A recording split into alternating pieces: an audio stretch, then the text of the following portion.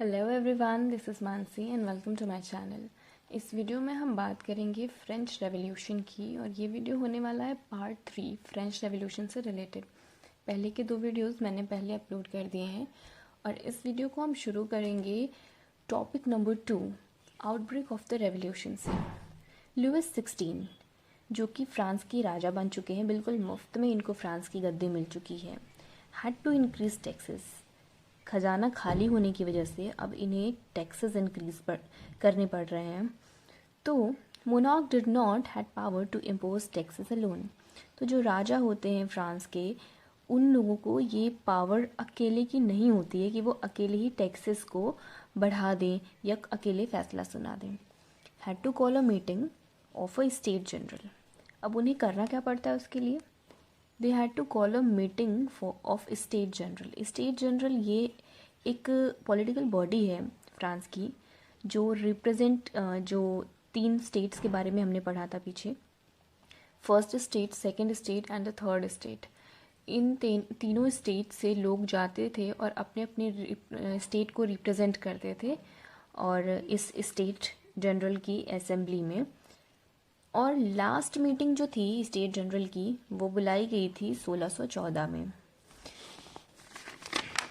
अब हम पढ़ते हैं कि 5 मई 1789 यानी 1789 को स्टेट जनरल की मीटिंग को बुलाया गया। अब इसके थोड़े से स्ट्रक्चर को जान लेते हैं कि कौन से स्टेट से कितने लोग गए थे।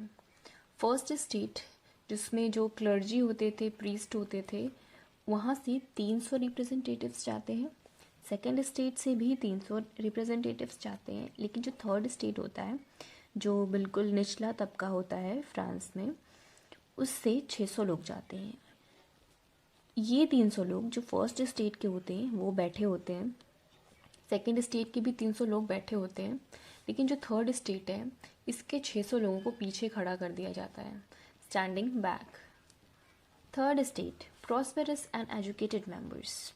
अब जो थर्ड स्टेट था उसके जो प्रॉस्पेरस और एजुकेटेड मेंबर्स थे, थर्ड स्टेट भी 3 बार डिवाइड हुआ था, जिसमें से जो पहला ए नंबर था उसमें जो अमीर लोग, थोड़े से जो वेल्दी मिडिल क्लास टाइप के लोग, लाइक डॉक्टर्स, इंजीनियर्स और लॉयर्स, टीचर्स, ये लोग जो थे थोड़े पढ़े लिखे लोग, वो रिप्रेजेंट करने जाते हैं इस थर्ड स्टेट को, यानी 600 लोगों में।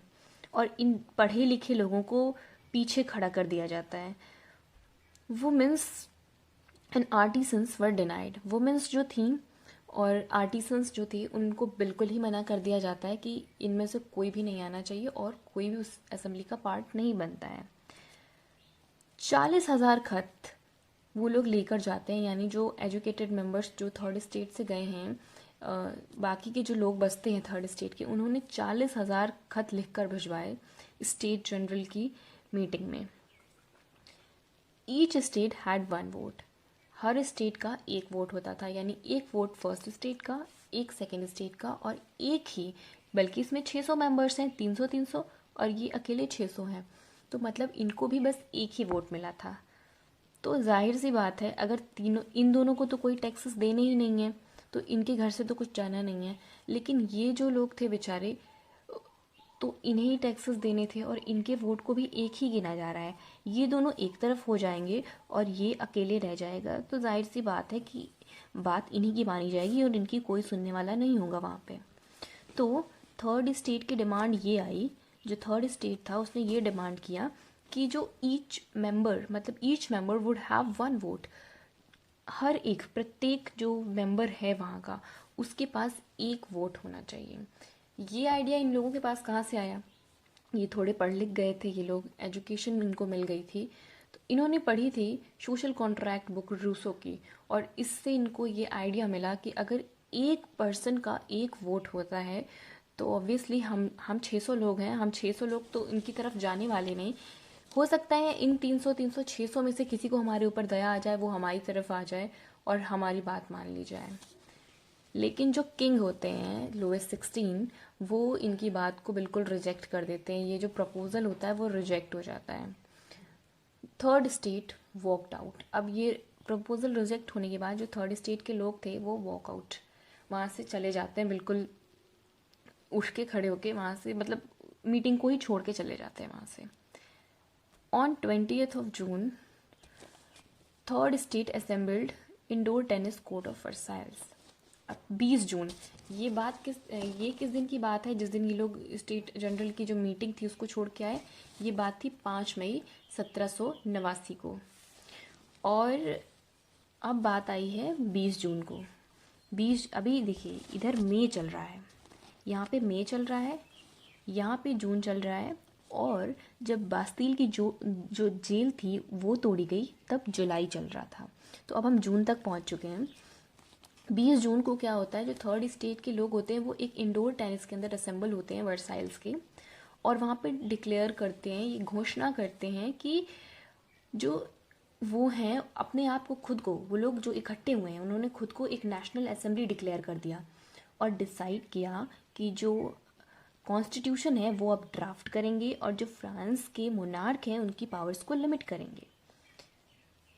तो कहते हैं कि जो हर अमीर इंसान होता है वो बुरा नहीं होता, हर अमीर इंसान बुरा नहीं होता है। ये कहावत बिल्कुल सही है। इसलिए सही है क्योंकि इन्हें, इस नेशनल असेंबली को रिप्रेजेंट किया था मिराब्यू, जो कि एक नोबल फैमिली से बिलोंग करते थे, और एबीसीज, जो कि एक प्रीस्ट फैमिली से बिलोंग करते थे। मिराब्यू ने एक बहुत ही पावरफुल स्पीच को डिलीवर किया क्राउड के सामने वर्साइल्स में।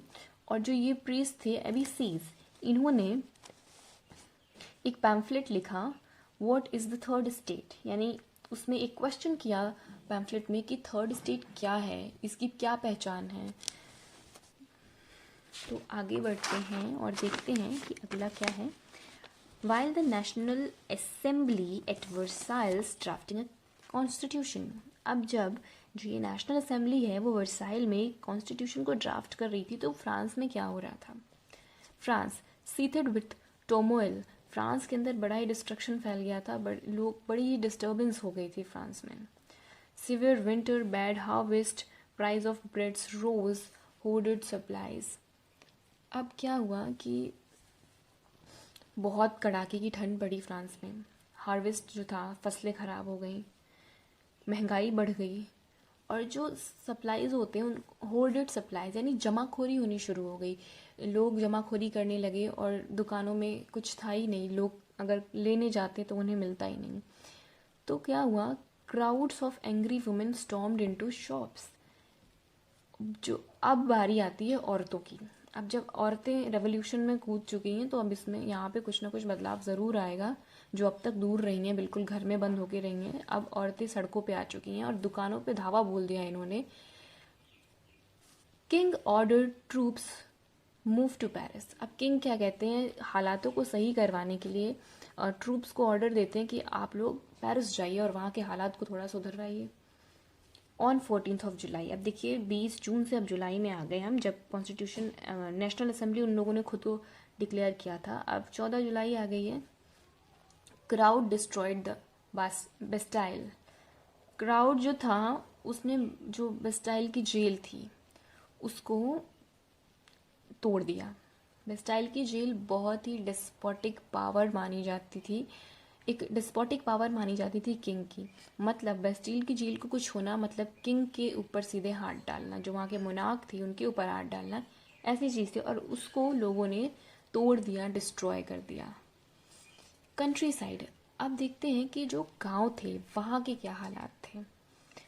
Bands of brigades destroyed the ripe crops.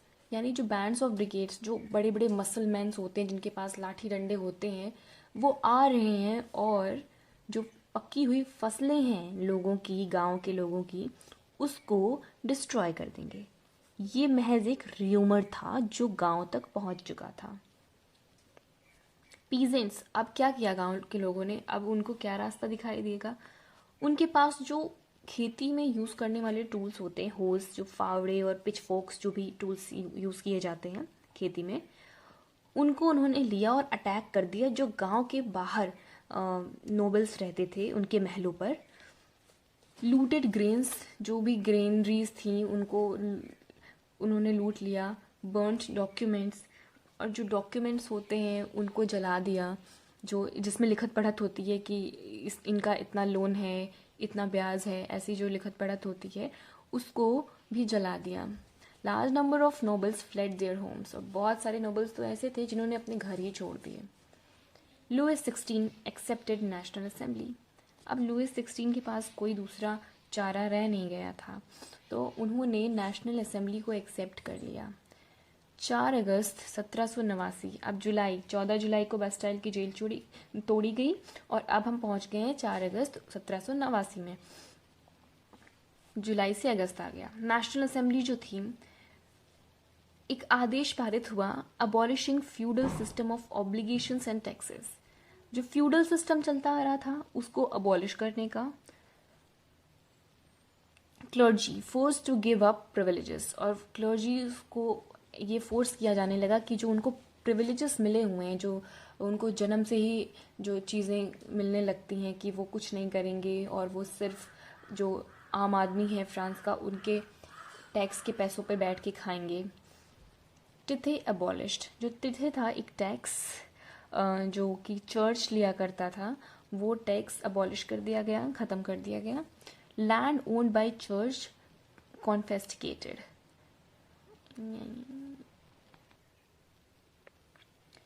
Land owned by church confiscated, यानी जो चर्च लैंड को ओन करता था, जो चर्च के लोग ओन करते थे, उसको कॉन्फेस्टिकेटेड यानी कि उसको सीज कर दिया गया। Government acquired assets worth at least 2 billion livres, और जो गवर्नमेंट ने एक्वायर किया एसेट्स को, एटलीस्ट वो 2 बिलियन लिवरे के थे।